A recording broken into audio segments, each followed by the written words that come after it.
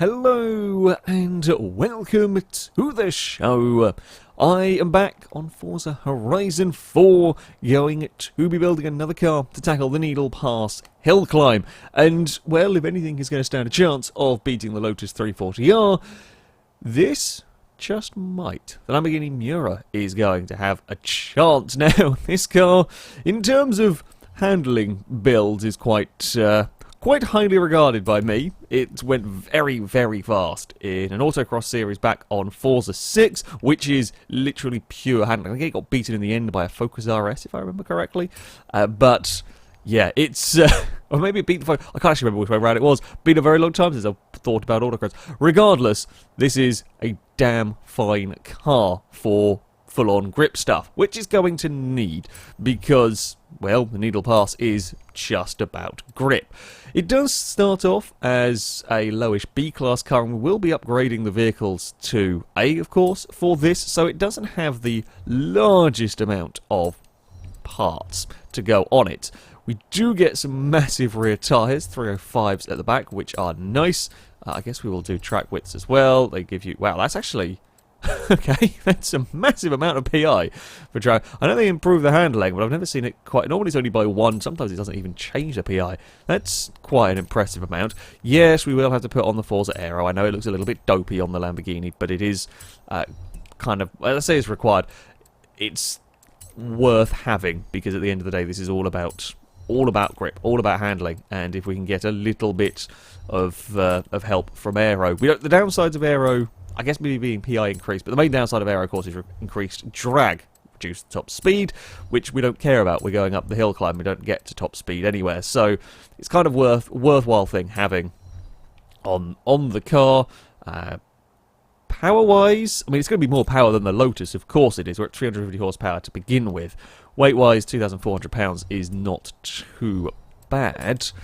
I think we might have... I think ultimately it's probably... Yeah, let's go for that gearbox. It saves us a little bit of PI, might as well. I think ultimately we might still be a little too heavy to really compete with the Lotus. However, we're going to give it a damn good try. The power for dragging it up the hill will be good. The power for dragging the car up the hill will be very nice indeed. Of course, I don't think I could swap any engines into this anyway, but for this series, as long as the cars can get to the top of A-Class, the engines won't be swapped, and well, we're not going to have a problem getting this to the top of A-Class. It's 395 horsepower in this, 2,350 pounds. I will have a quick look through in case sometimes you get bits and pieces. There we go. For example, we can save a couple of pounds with the drive shaft. I have put the diff in it. Good. Can we sneak a clutch on? Probably not. Nope, but there we go. That is out of curiosity. Oh, we can't even swap the engine. Not that you want to swap an engine in a Miura, but you can't even if you wanted to. That is our car ready to go. It might. It might stand a chance of beating the 340R. It certainly, I would expect, be very fast going up the hill. So, yeah, fingers crossed I can do the Lamborghini justice driving. Right, here we are on the start line with the Lamborghini. I will have 3 runs up the Needle Pass to try and go as fast as possible. The target, a 1:23.6, which is very fast. Which is very fast indeed up here. I'm hoping we can certainly get close to that. I'm hoping we can at least beat the Evo 6 with this if we can't beat the 340R. Christ, there's a lot of grip through that first corner, which is good. Yeah, the downside that I fear we might get with the Miura is it will have a lot of grip. We know that much.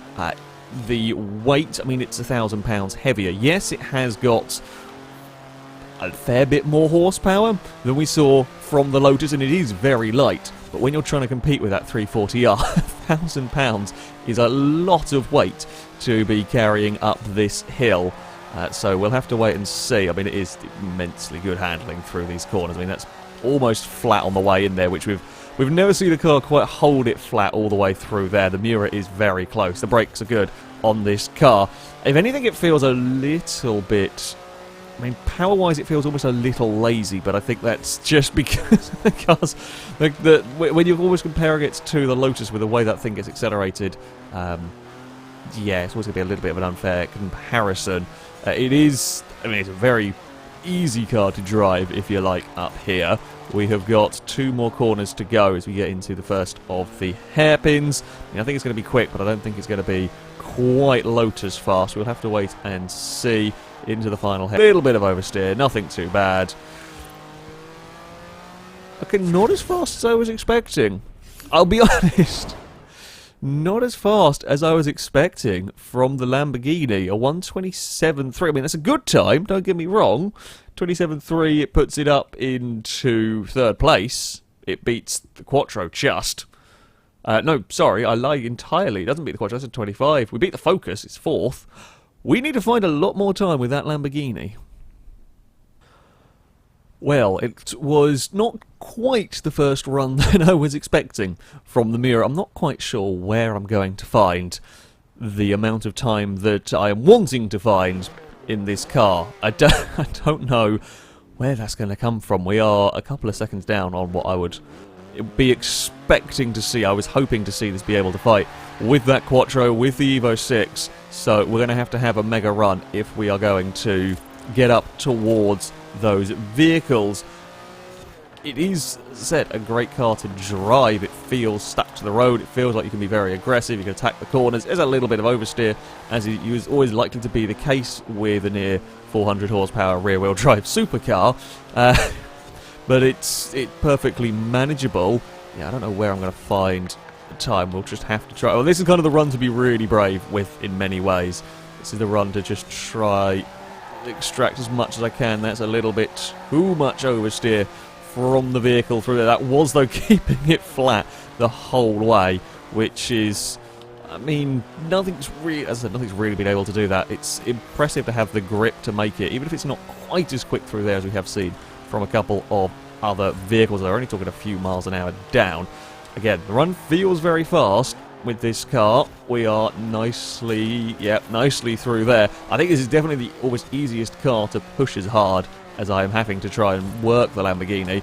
There's a couple of oversteery bits, and certainly with the cold tyres early on in the run, that's where you are likely to see the slightly more oversteery aspects, although it's still going to spin the tyres at the top of the course. Here we go. That's better. It's better. It's still not enough. That's felt like a damn good run. So 1:26.6. I don't know if I've got much more time in that car. I don't know if there is much more time for the Miura. Lovely to drive, but I'm really struggling to extract anything else. Well, this is the final chance for the Lamborghini here. We are going to have to, well, it's another second. I found one of the 2 seconds I needed. I don't know if I can really do all that much more with the Miura, which is a little bit of a surprise to me. Is a little bit of a surprise. I'm going to give it as good a shot as I can on this final run to try and go faster, but I don't know where the time is going to come from. There are a couple of places I guess I could probably have not got oversteer on, ideally, so we're going to try and manage that. We are actually much better through this first section, a little bit less sliding around from the car. I think second gear is kind of what we're using for most of the way up here. I wonder if the engine perhaps in this car is not just quite delivering power at almost the right points up the course. I wonder if that's what's giving it some issue. It's not a bad engine, of course. It's got quite a lot of power and everything, but I wonder if it's just not delivering it in quite the right way for this sort of a stage. I mean, that's about as good a theory as any, really, up here. Now, we haven't been sliding around this time, which is nice. There hasn't been big oversteer moments. We've not spun the wheels almost at all up here. The tiniest little bit there, but it's not going to cost us any time. 2 more hairpins to go with the Miura. Let's keep up the no messing around with the sideways stuff in the car, and I don't think we're going quicker. Just judging by the very brief glance at the clock I can take there, I think it's going to be a fairly similar run time. It is. Again, it's a 26. I think it found a couple of tenths on that final run. It's a little faster. It's a little faster again for the Miura, but that is as fast as it is going to get with the car. Not quite the result I was expecting. I mean, you can't predict every result. That it's still good. Don't get me wrong, that is still a good time. It's just not quite as fast as we might have expected to see from the classic Lamborghini. It is going to go into a 4th place. It beats the Focus RS, it beats the S2000, 205, Monte Carlo, Mazda RX-8 and so on, but we are, well, basically a second down on the Audi Quattro, the Evo 6, 2 seconds off, no, 3 seconds off, sorry, off the Lotus 340R. That's a big gap. I mean, this was a car that I expected to... If something was going to challenge a 340R, this is the sort of car that might have given it a shout. More power, still quite light, big tyres, but it's not enough. It's nowhere near enough for the Miura. A lovely car to drive, absolutely fantastic car to drive, perhaps one of my favourite cars to actually drive up that part. It is very easy to push very hard, and there is plenty of grip from the vehicle. So yeah, an excellent car choice, but not fast enough.